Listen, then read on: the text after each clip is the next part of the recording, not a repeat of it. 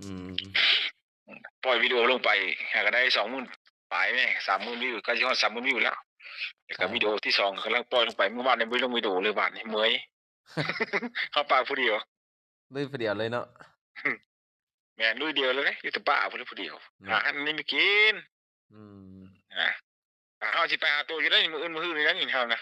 โอเคได้ยินไอ้พูดว่าอยู่ว่าไอ้โทรหาเราว่าสิมาหาก็มาเลยก็พอดีอยู่แม่นช่วงนี้เพราะว่าเฮานี่อันน่ะอันวันที่23นี่สิขึ้นเวียงจันทน์เพราะว่าเฮาสิไปรับรอ่าส่งเข้าประกวดแล้วพอดีเฮาได้7คนสุดท้ายในประเทศลาวนี่นะกำลังเข้ารอบชิงในสายยูทูบสาย Creator โอ้ยินดีนำอ้ายเออแต่ว่าเฮาก็บ่อยากไปแข่งดอกหมู่ไปส่งเขาโอ้ยเฮาว่าขี้คร้านซ้อนำมันเฮาบ่ได้อยากแข่งกับไผนะเฮาว่าอยากเฮ็ดมาบ่ได้เข้ารอบวันนี้เข้าก็ได้เออให้ไป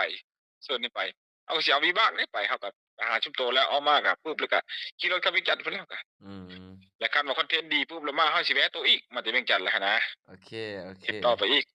นะแจ๋วบัดนี้นะบ้านโตนี่อยู่ไกลอยู่เวียงทองบ่บ่ไกลขี่รถมาประมาณคันว่ามาแต่บ้านไอ้คำพูดมาเนี่ยก็ประมาณ30นาทีนี่แหละบ่ฮอดซ้ำโอ้เฮาสิไปนอนนำโตเลยได้นะไปนอนนำโตเลยได้ๆเฮานี่บ่ต้องว่ามีพิธีรีตองหยังไดเฮาบ่ต้องอันนั้นหลายเดเฮานอนสบายอยู่ไสก็ได้ไอ้พูดกินง่ายไอ้พูดก็สิขึ้นมาพร้อมกันติไอ้พูดก็ว่าสิขึ้นมาหากันไอ้พูดไอ้โยมแล้วก็อ้ายอืมนะคันว่าไปนอนป่าก็ไปนอนเข้าไปพิธีชีวิตชาวบ้านก็อันน่ะเฮาจักไปเบิ่นนั้นก่อนวิถีชีวิตชาวบ้านก่อนแล้วก็เฮาจังไปป่าโอเคจังซี้นะได้นะอืมพอดีแจ๋วบ่ได้นะมื้ออันนั้นบ่ได้จักร้อยแล้วเดือนนี้เงินเข้าเท่าไรแล้วฮอด10 16 3 10ที25แล้วเด้15จังวันที่หยังล่ะมื้อนี้วันที่15หาก็300หนึ่งเออ300ได้อยู่แล้ว600เนาะ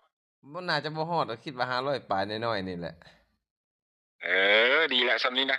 โอ๊ยโตนั้นมันโอเคแล้วสำหรับโตนั้นเดือนหมื่นปลายกว่าเงินเดือนไอ้พุทธเลย เรา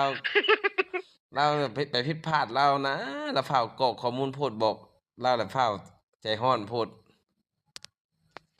อืมเราน่ะไปกรอกข้อมูลเป็นลาวโอ๊เราก็เลยยบ่ได้ซ้อืมก่อนสิลงไปลาวบ่ได้เนาะำแม่นอืมของข้อยน่ะอืมกรอกข้อมูลเป็นไทยเบิดเด้ตอนช่วงหนึ่งข้อยไปทำงานอยู่ไทยเด้เออแม่นแล้วตอนนั้นเนาะ มันก็เลยได้เฮาก็เฮาแต่บ่อยากอันนั้นปานใดเฮาเฟซบุ๊กนี่เฮาบ่อยากลุยปานใดเฮานะถ้าเฮาเอาทางยูทูบเป็นหลักเฮาอืมเฮานะเฮาน่ะบ่อยากโพสต์อันแบบอันนั้นอันนี้